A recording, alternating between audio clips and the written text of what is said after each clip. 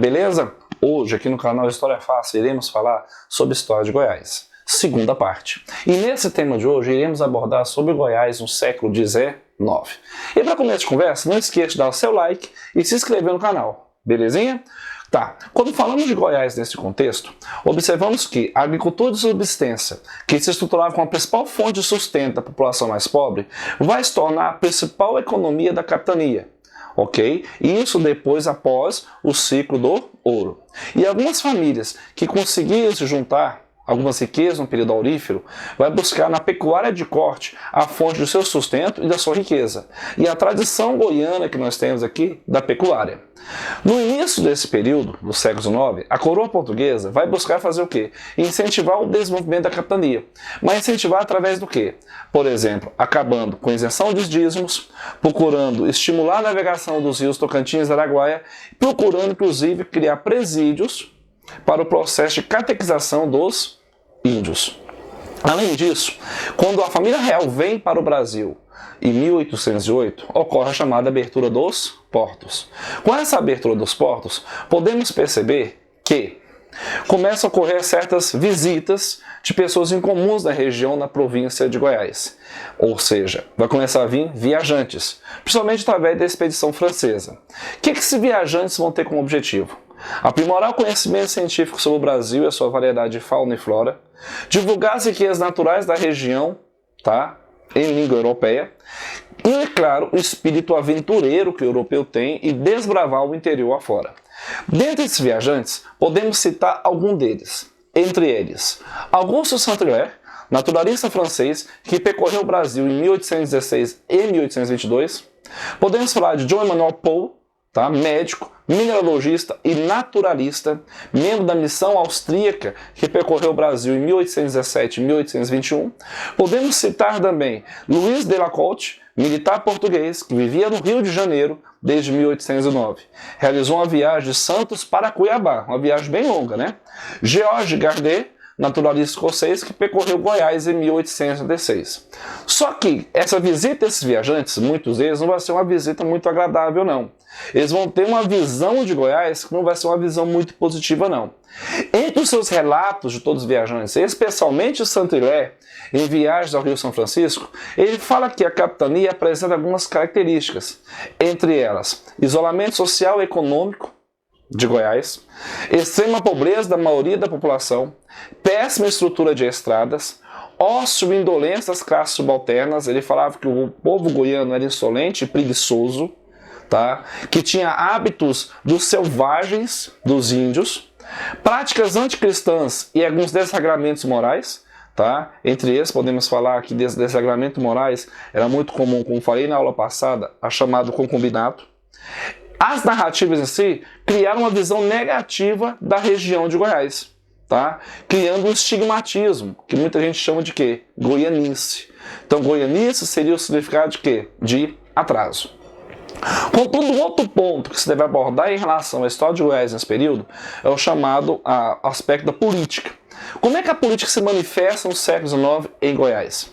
Primeiro, podemos falar que essa política é marcada pelo localismo versus o oficialismo político. Tá? O que quer dizer isso, então? Tá? É a disputa política entre as elites locais e os administradores da coroa. Qual a disputa de quê? Dinheiro. Interesse nos impostos, na busca de dinheiro e a busca, é claro, de quê? De poder. Ambos têm interesses opostos. Contudo, esta realidade está presente na política goiana desde o início da mineração. Então, uma disputa de poder constante. Quem fazia oposição a essa política? Manuel Inácio Sampaio, que foi governador de Goiás de 1820 a 1822, e Miguel Lino de Moraes, que ficou de 1827 a 1830. Só que aí nós temos que lembrar que por volta da década de 20, o Brasil está passando por quê? Pelo processo pré-independência. Ok? E em Goiás vai aparecer alguns grupos políticos. Entre esses grupos políticos, podemos falar os chamados radicais, separatistas, que em 1820 aparecem nas ruas de Vila Boa as proclamações insubordinadas lideradas por Padre Luiz Bartolomeu Marques, que começa o quê? A ideia de uma separação de Portugal e Brasil de maneira radical, um rompimento. Ele pretendia depor o governador no dia 14 de agosto de 1821. Só que aí a coroa vai agir de maneira fácil, né, rápida, e ao agir rápido vai fazer o quê? Vai expulsar os seus líderes de Vila Boa, onde muitos deles irão migrar para a região norte da capitania. Diante disso, em 13 de outubro de 1821, vai criar em Goiás a chamada Junta de Governo Provisório. Essa junta vai ser composta por quem? Por Coronel Sampaio, Padre Luiz Gonzaga Camargo Fleury e José Rodrigues Jardim. Diante disso, vai surgir então a chamada oposição moderada, que vai tomar o poder depondo o governador em 8 de abril de 1822. É eleita então, posteriormente, uma junta governativa sob a liderança de Padre Luiz Gonzaga Camargo Fleury. Estou falando Fleury porque nós estamos falando da chamada família Fleury, uma das famílias de muito nome na história de Goiás. Tá bom? Só que aí nesse meio termo, entre 1821 e 1823, vai estourar o movimento separatista do Norte, o movimento de secessão. Esse movimento podemos classificar como um movimento pelo descontentamento das lideranças nortistas em relação à distribuição das benfeitorias na província. De novo, é um movimento de caráter separatista? Sim, mas o motivo é justamente o quê? Disputa de poder. Foi impulsionada pela presença de subordinados de 1820, como o Padre Luiz Bartolomeu Marques e o Capitão Felipe Cardoso. O movimento em si era organizado então, justamente por Bartolomeu Marques, Coronel Teodoro Segurado e o Tenente Coronel Pio Cico Cerqueira. Eles procuram, em 14 de setembro de 1821, tomar o poder e eleger um governo provisório sob a liderança do Coronel Teutônio. Ok? Lá na capital de Goiás. Só que em outubro de 1821, a capital do Norte acaba sendo transferida para a cidade de Araias. Diante disso, vem então a chamada divisão, secessão. Essa divisão vai ocorrer o quê? O governo oficial de Vila Boa vai fazer o quê? E é claro, vai rachar. Então estou tendo uma secessão. O que os nortistas irão fazer? Suspensão de remessa de dinheiro para o sul. Então o pessoal do norte não vai mandar mais dinheiro para o sul. Abolição dos impostos sobre o gado da entrada de sal e ferramentas para a província. Vai elevação de alguns arraiais à condição de quê? A condição de vilas, como São José, Carmo, Chapada e São Domingos. E é claro, separação do território.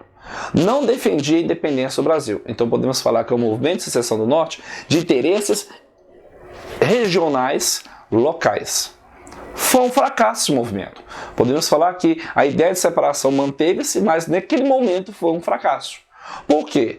Em janeiro de 1822, Teutônio Segurado se ausenta para participar das cortes em Portugal, que é a reunião das cortes que vai decidir se o Brasil vai continuar sendo subalterno a Portugal ou não, a questão da volta de Dom João VI, etc. E a capital então é transferida de Arraias para Natividade.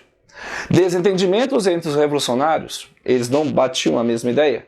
Disputa entre os municípios de Cavalcante, Arraias e Natividade. Então tem 3 municípios brigando para quem vai ter maior influência, para quem vai ter poder. Então percebe-se que os próprios revolucionários não tinham uma liderança organizada.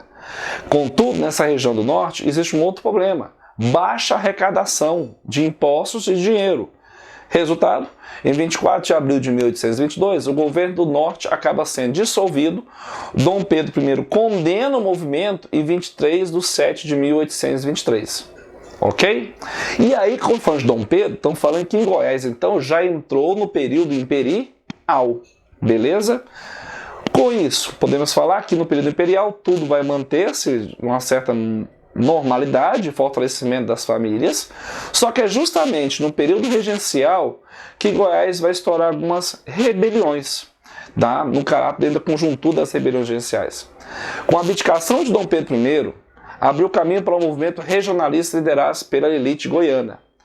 Promoveram a deposição do presidente Miguel Lino de Moraes e, é claro, governos formados por lideranças goianas. Podemos descartar aí José Rodrigues Jardim, que vai governar de 1831 a 1837, Luiz Gonzaga Camargo Fleury, de 1837 a 1839, José de Assis Marasquenha, que vai de 1809 a 1845.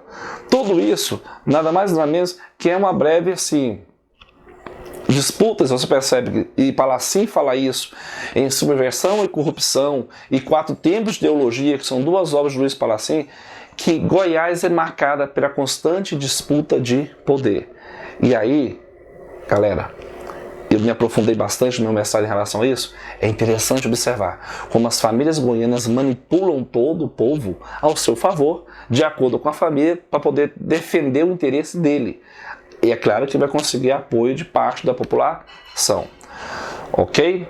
De maneira geral, podemos falar que o século XIX em Goiás, a partir da sua segunda metade, começa a se formar então as chamadas oligarquias regionais. Então, na partir da segunda metade do século XIX, já passando o período regencial, podemos falar que começa a ocorrer um fortalecimento do localismo político. Esse fortalecimento vai fazer formar partidos políticos com o objetivo de combater o oficialismo. Aí eu vou ter dois partidos que no história do Brasil não vai ter. O Partido Liberal e o Partido Conservador. Mesma coisa na conjuntura da história do Brasil. Esse Partido Liberal em Goiás em 1878 e o Partido Conservador em 1883. Tá? Onde essas famílias que vão se destacar serão as famílias Bulhões, Caiado e Fleury. Beleza? Contudo, para fechar nossa ideia aqui, nesse momento, podemos falar que o panorama econômico de Goiás, a partir do século XIX, especialmente a partir de 1870, é o seguinte. Eu tenho um panorama a nível Brasil do desenvolvimento da agricultura cafeeira. Beleza? Eu tenho valorização das terras do sul de Goiás. Eu vou ter grupos migratórios do sul, especialmente Minas Gerais, São Paulo e Paraná, e do norte da Bahia, Maranhão, tá? Que vão percorrer, vir para essas regiões, que é a região atual de Goiás. Relativo ao aumento da exportação do gado e da produção agrícola. A estrada de ferro começa a chegar nos territórios goianos, tá? Ser construída em direção ao Triângulo Mineiro. Gente, por hoje é só. Mas na próxima aula continuaremos falando sobre o século XIX até a mudança da capital. Tá? Espero que tenham gostado. Dê o seu like, inscreva-se no canal. Até a próxima aula. Abraço!